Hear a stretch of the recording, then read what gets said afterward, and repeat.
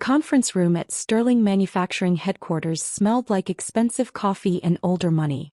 23 family members sat around the massive oak table, all shareholders in the company my grandfather had built 50 years ago. All of them dressed in business attire that cost more than most people's monthly rent. All of them looking at me like I was a child who'd wandered into the wrong room. I was used to it. "Let's begin," Uncle Charles announced, tapping his pen against his leather portfolio. As the current CEO and my grandfather's eldest son, he ran these quarterly shareholder meetings with the enthusiasm of a man attending his own funeral. Q3 results are strong. Revenue up 12%, margins holding steady at 18%. Murmurs of approval circled the table. Aunt Patricia smiled. Cousin David nodded sagely as if he understood what any of those numbers actually meant. He'd inherited his shares, same as most people in this room. He'd never worked a day at Sterling Manufacturing in his life. Neither had I, technically. But that was about to become irrelevant. However, Uncle Charles continued, his face taking on that expression he used when delivering bad news he secretly enjoyed, "We have an opportunity. TechCore Industries has approached us about a partnership. They want to integrate our manufacturing capabilities with their distribution network." "How much investment are we talking?" Aunt Margaret asked, already pulling out her reading glasses to review the documents being passed around. "Initial capital requirement is $8 million, Uncle Charles said, which we'll need to raise through either debt financing or additional shareholder contributions." The room erupted into discussion. Cousin Jennifer immediately started calculating her potential share. Uncle Robert was already shaking his head about debt ratios. Aunt Patricia wanted to know about returns. I raised my hand. Uncle Charles noticed me the way you might notice a mosquito, with mild irritation and the assumption it would go away on its own. "Yes, Sophie. I think we should decline the TechCore partnership," I said clearly. The room went silent. Then someone laughed. I think it was David. "I'm sorry." Uncle Charles's tone suggested I'd just proposed we manufacture products out of cheese. "The TechCore partnership," I repeated. "I think it's a bad investment. Their distribution network is overleveraged, they're facing regulatory challenges in 3 states, and their stock price has dropped 22% this quarter. Partnering with them right now would be like tying our anchor to a sinking ship." More silence. Then David laughed again, louder this time. "That's adorable," he said, not even trying to hide his condescension. "You've been reading business news. How cute." "Sophie," Aunt Margaret said in that voice adults use with precocious children, "this is a complex business decision. TechCore is a Fortune 500 company. They've been in operation for 30 years. 32 years, I corrected. And they're currently defending against 2 class action lawsuits and an SEC investigation. Their CEO resigned last month, and their CFO is selling personal shares at a rate that suggests he knows something the public doesn't." Uncle Charles set down his pen. "And where exactly are you getting this information?" "Reuters, Bloomberg, SEC filings, and TechCore's own quarterly reports," I said. "It's all public information. Public information that you apparently have time to read while doing whatever it is you do," Cousin Jennifer said with a smirk. She worked in marketing for a small firm and considered herself a business expert. "Some of us are busy running actual companies." "I own a software development company," I said mildly. "We do quite well." "Oh, that's right," David said, snapping his fingers in mock remembrance. "You make those app things. How many employees do you have again?" 5. 47 actually. As of last month." "Cute," David repeated like it was his favorite word. "But Sophie, this is big business.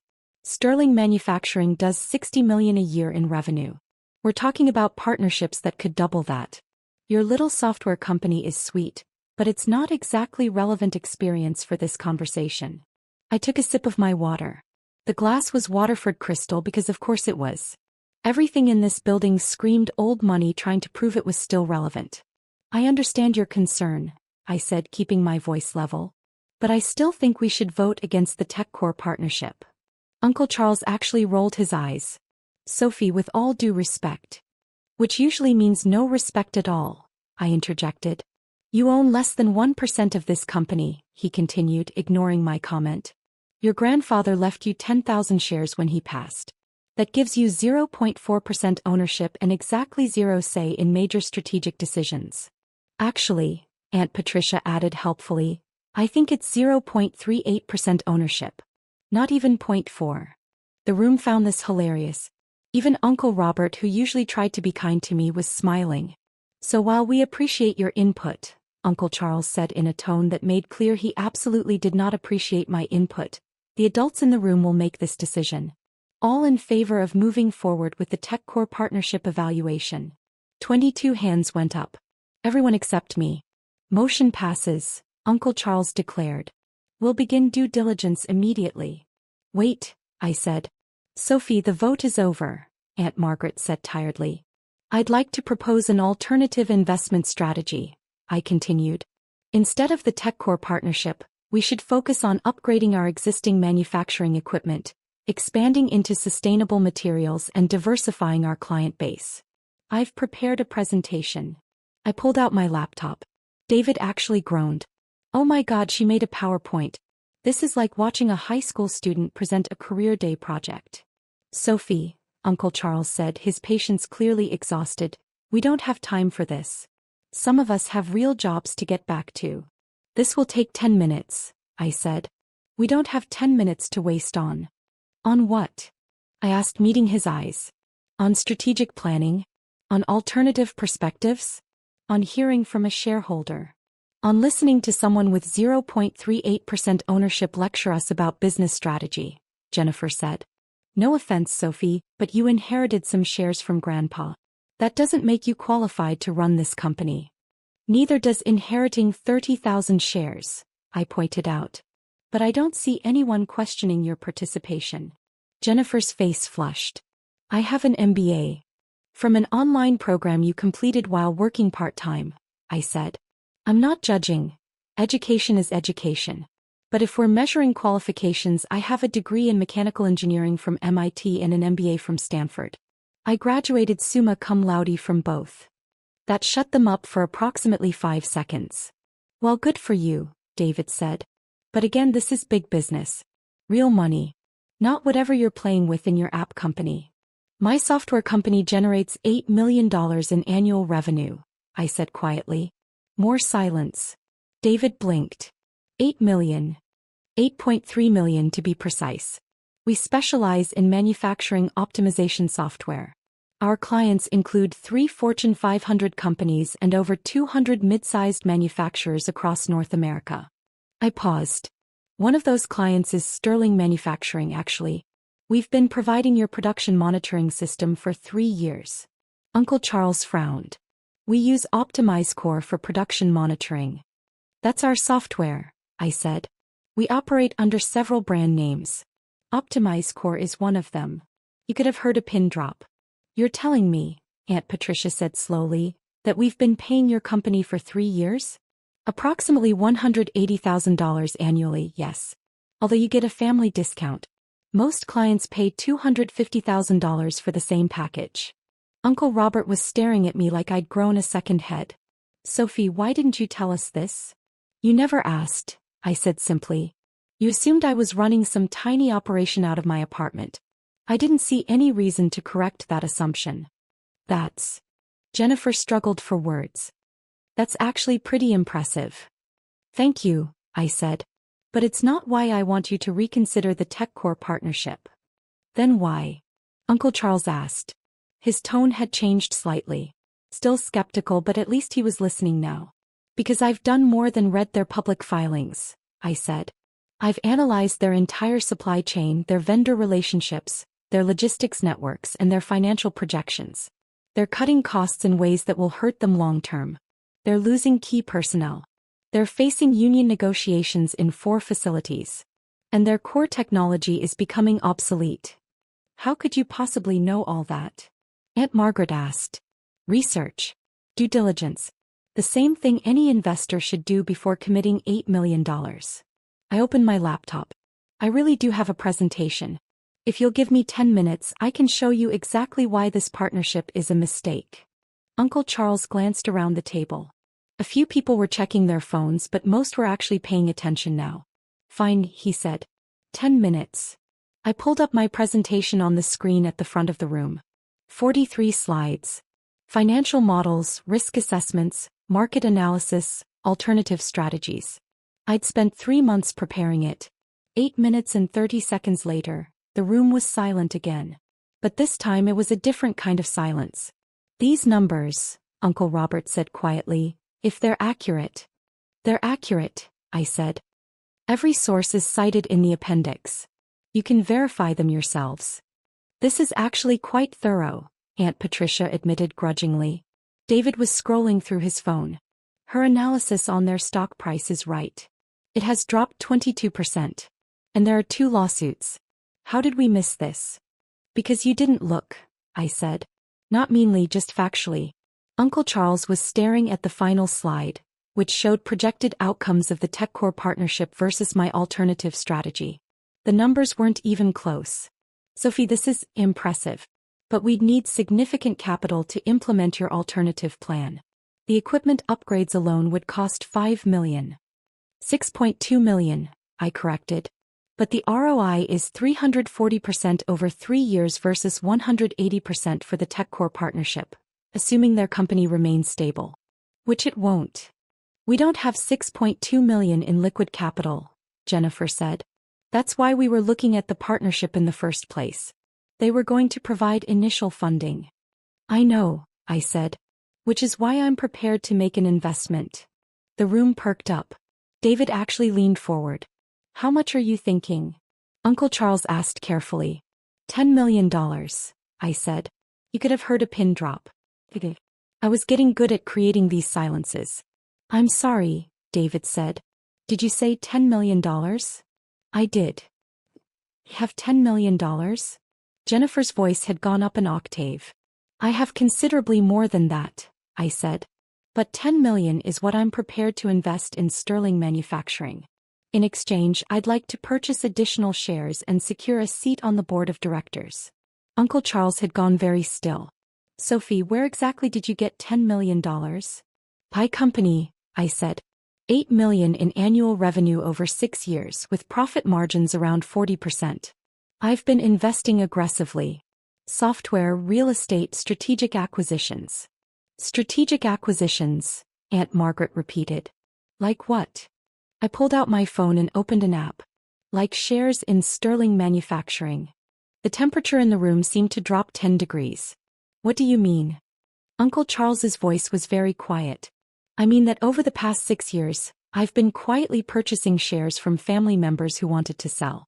Usually when someone needed cash quickly or wanted to divest, or didn't see the company as a good investment anymore. Remember when Cousin Bradley sold his shares 5 years ago to buy that boat? I bought them. When Aunt Susan sold hers to fund her daughter's wedding 3 years ago. I bought those too. I could see understanding dawning on several faces. And with it fear. How many shares? Uncle Robert asked. I swiped through my app. As of this morning, I own 1,967,000 shares of Sterling Manufacturing. The silence this time wasn't just quiet. It was the kind of absolute silence that happens when a bomb goes off and everyone is too shocked to scream. That's impossible, Uncle Charles whispered. It's not, I said. The company has 2.5 million shares total. I own approximately 78.68% of them. David's face had gone white. You own. You're saying you own the majority of the company? Controlling majority, I confirmed. By quite a significant margin. But how? Jennifer stammered. How did we not know? Because I purchased them through various investment entities and shell corporations, I explained. Sterling Capital LLC, TechBridge Holdings, West Coast Manufacturing Investments. I have 17 different entities that hold shares. None of them have my name directly attached. That's... Aunt Patricia struggled for words. That's manipulative. It's strategic, I corrected. And perfectly legal. Every purchase was fair market value. Every transaction was properly documented. I didn't manipulate anything. I just didn't announce what I was doing. Uncle Charles had finally found his voice again. Do you have any idea what this means? Yes, I said. It means that despite what you said earlier, I'm not a shareholder with 0.38% ownership and zero say. I'm the majority shareholder with 78% ownership and controlling interest. Which means that vote you just held about the TechCore partnership. It doesn't matter. Because I can override it. The room erupted. Everyone started talking at once. Aunt Margaret was on her phone, presumably calling a lawyer. David looked like he might be sick. Jennifer kept saying, "This can't be real," over and over. Uncle Charles stood up, his face red. "You can't do this." "I already did it," I said calmly. "You manipulated us. You lied." "I never lied," I said. "You asked me how many shares Grandpa left me. 10,000. That was the truth. You never asked if I'd purchased more. You assumed I hadn't because you assumed I couldn't afford to. That's not my fault." "This is corporate espionage," Aunt Patricia declared. "It's really not," I said. "Every share was purchased through open market transactions or private sales where the seller knew exactly what they were selling. Nobody was deceived. You all just didn't pay attention." Uncle Robert was the first to calm down. He'd always been the smartest one in the family. "Sophie, what do you want?" "I want what I've wanted all along," I said. "To stop the TechCore partnership and implement a real growth strategy. To modernize our equipment. To expand into sustainable manufacturing. To turn Sterling manufacturing into something Grandpa would actually be proud of." "By taking it over?" Uncle Charles's voice was bitter. "By saving it," I corrected. "Uncle Charles, you're a decent CEO, but you're cautious to a fault. You've been running the company the same way for 15 years. Revenue is flat. Margins are shrinking. We're slowly being left behind by competitors who are innovating while we're stagnating. Our revenue is up 12% this year," he protested. "Because of inflation and price increases, not actual growth," I said. "Unit volume is down 8%. Customer satisfaction is down. Employee retention is down. We're dying slowly, and you're celebrating because we're dying slower than last year." The truth of it hung in the air. Several people looked uncomfortable because they knew I was right. "So what now?" Jennifer asked. "You're the majority shareholder. You could fire all of us tomorrow." "I could," I agreed. "But I won't. Most of you aren't actively involved in running the company anyway. You're just shareholders collecting dividends. That doesn't change. What changes is the direction of the company and who's making the strategic decisions." "Meaning you," David said. "Meaning me," I confirmed. "And Uncle Charles, if he's willing to work with me instead of fighting me. And anyone else who wants to actually contribute instead of just showing up to quarterly meetings to complain." I pulled up another slide on my laptop. "Here's what I'm proposing. I invest $10 million immediately. We decline the TechCore partnership. We implement the modernization plan I've outlined. We expand into sustainable manufacturing, which is going to be huge in the next 5 years. We diversify our client base. And we aim for revenue of $100 million within 3 years." "That's a 67% increase," Aunt Margaret said faintly. 66.7%, I said. "Yes. It's ambitious. But it's achievable with the right strategy." "And what happens to us?" Uncle Charles asked quietly. I met his eyes. "That depends on you. If you want to stay on as CEO and work with me to execute this plan, I'd be happy to have you. You know the operations better than anyone. But you'd need to report to me as chairman of the board. Can your ego handle that?" He stared at me for a long moment. Then slowly he nodded. "I suppose it'll have to." "Good," I said. "Uncle Robert, I'd like you on the board as well. You're the only person in this room who actually worked on the factory floor before becoming a shareholder. We need that perspective." Uncle Robert looked stunned. "You want me on the board?" "I do. Aunt Patricia, your background is in finance. I'd like you as CFO. We need to restructure our financial operations." Aunt Patricia's mouth opened and closed. I retired 5 years ago." "Consider yourself unretired," I said. "If you're interested. I'm not forcing anyone. But I'm building a team, and I want people who actually care about the company, not just the dividends." I looked around the table. "As for everyone else, you remain shareholders. Your dividends will actually increase if we execute this plan properly. But the days of showing up to vote down any innovation and collect checks are over. If you want to be involved, be involved. If you just want to be passive investors, fine. But don't get in the way." David had recovered some of his composure. "And what if we don't like this arrangement? What if we vote to oppose you? You can vote however you want, I said. But I own 78% of the shares. You could get every single other shareholder to vote against me and I'd still control the company. That's how majority ownership works. This is insane, Jennifer muttered. This is business, I corrected. Big business, as David likes to say. I looked at him. You said I was playing with my little app company. That my software business wasn't relevant experience. Well, my little company generates more revenue than some of you make in dividends. And I used that money to buy controlling interest in this company while you were all too busy dismissing me to notice. I closed my laptop and stood up. I'm scheduling a proper board meeting for next week. Uncle Charles, Aunt Patricia, Uncle Robert. I'll expect you there. We'll formalize the investment, the strategic plan, and the new organizational structure. Everyone else will receive detailed information about what's changing and what stays the same. You can't just walk out, Aunt Margaret said. We have questions. Then email them to me, I said. My contact information is in the shareholder directory. The same directory where my company is listed as your software vendor. The same information that's been available to you for 3 years that none of you bothered to look at. I picked up my bag and headed for the door. Sophie, Uncle Charles called out. I turned. He looked older than he had an hour ago. Why didn't you just tell us? Why go through all this secrecy? Because I wanted to see if you'd ever take me seriously on my own merits, I said. If you'd ever listen to Sophie the person, not Sophie the young cousin with barely any shares. And you didn't. Even today, even after I showed you my analysis, you were ready to dismiss me until I proved I had the power to force you to listen. That's not fair, Jennifer protested. Isn't it? I asked. David called my business suggestions cute. You compared my presentation to a high school career day project. Uncle Charles literally said I had exactly zero say in strategic decisions. You didn't dismiss my ideas because they were bad. You dismissed them because you didn't think I mattered. Nobody had a response to that.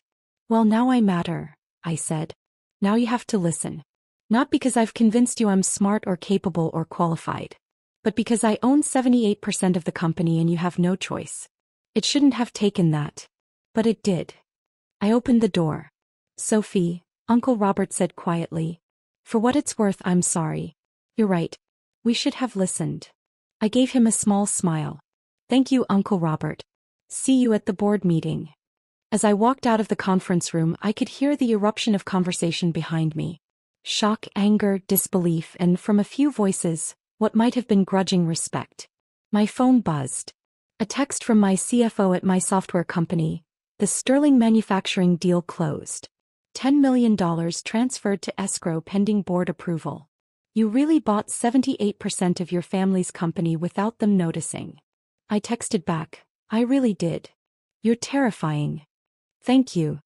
I walked through the Sterling manufacturing lobby, past the portraits of my grandfather and the other founders, past the plaque celebrating 50 years of business, past the receptionist who'd watched me grow up at these shareholder meetings. Have a good day, Miss Sterling, she called out. You too, Diana, I said. Then I paused. Actually, Diana, you've been working here for what, 20 years? 23, she said with a smile. How would you feel about a promotion? I'm going to need an executive assistant, and you know this company better than anyone. Her eyes widened. Are you serious? Completely. 50% pay increase, full benefits, and you'd be working directly with me and Uncle Charles. Interested? Yes. Absolutely. Great. I'll have HR draw up the papers. You start next week. I smiled. Fair warning, things are about to change around here. I heard the shouting from the conference room, she admitted. The whole building heard it.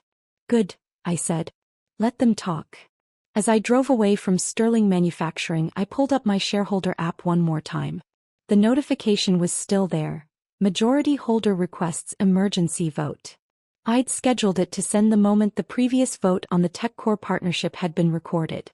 A little dramatic maybe, but effective. The vote wasn't about the TechCore partnership. It was about the new strategic direction, the new board appointments, and the new leadership structure. A vote where I controlled 78% of the shares. A vote that couldn't fail. My phone rang. Uncle Charles. Hello. I answered. I just saw the emergency vote notification, he said. His voice was calm now. Resigned maybe, but calm. You already had this planned. I did. You could have just told us. You could have avoided all this drama. I could have, I agreed. But then you would have fought me every step of the way. You would have questioned my authority, my experience, my right to make decisions. This way there's no question. I have the authority. The experience speaks for itself. And the right comes from owning 78% of the company. He was quiet for a moment. Your grandfather would have been proud of you. Would he? He always said you were the smartest of all of us. I didn't believe him. I thought he was just being sentimental because you spent so much time in his office as a kid, asking questions about the business. He paused. Turns out he was right. He usually was, I said. I'll see you at the board meeting next week, Uncle Charles said. And Sophie? Thank you for not firing me. I know you could have. You're a good CEO, Uncle Charles. You just needed someone to push you out of your comfort zone. Consider me that someone. Loud and clear, he said and hung up. I drove back to my office, the headquarters of my little app company that somehow generated $8 million a year, and smiled. Cute that they thought 0.38% was all I had. Cute that they thought I was playing small. Cute that they thought big business was something I didn't understand. I'd spent 6 years quietly building an empire while they dismissed me as irrelevant. I'd purchased nearly 80% of their company while they were too busy being condescending to notice. And now, finally, they understood. I wasn't the cousin with barely any shares. I was the majority holder. And their emergency vote notification was just the beginning.